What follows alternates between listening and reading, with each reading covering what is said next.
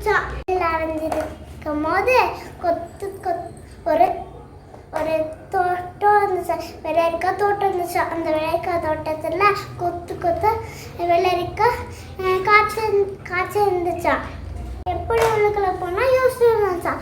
அப்போ பார்த்துச்சான் கேட்டு திறந்துச்சான். அந்த வெள்ளரிக்காய் சாப்பிட்டு இருக்கும் போது வெள்ளரிக்காய் தோட்டத்தோட ஓனர் தண்ணி ஊற்றுறதுக்கு வந்துருந்தாராம்.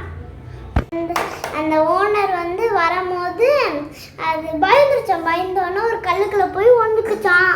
இந்த கல்லை அடித்தோன்னே இன்னொரு கல்லை வந்துச்சான். இன்னொரு கல்லை அடித்தோன்னே இன்னொரு கல்லை வந்துச்சான். அப்படியே வந்து நைட் ஆயிடுச்சான். வீட்டில் இருப்பாங்களே பயந்துட்டு இருப்பாங்களே அப்படின்னு நினச்சி அது இப்போ நைட் ஆயிடுச்சு, இப்போ காலையில் போனால் அப்படி பிளான் பண்ணிச்சான்.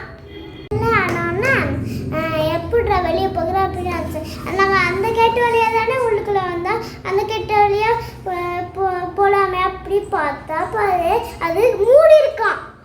அந்த கேட்டு மூடி இருக்கும்போது எப்படிடா நம்ம வெளியே போகிறது அப்படின்னு நினச்சி ஒரு திரும்பி பார்த்தா பாரு ஒரு ஏணி இருந்துச்சு. அந்த ஏணியை வச்சு ஏறிட்டு அதுக்கப்புறம் தான் ஒரு செவரில் நின்றுட்டு ஆஹா நம்ம பிள்ளைங்களுக்கு எடுத்துகிட்டு போனோமே அப்படின்னு பறிச்சுக்கிட்டு ஏறி போயிட்டு அதோட வீட்டுக்கு போயிடுச்சான்.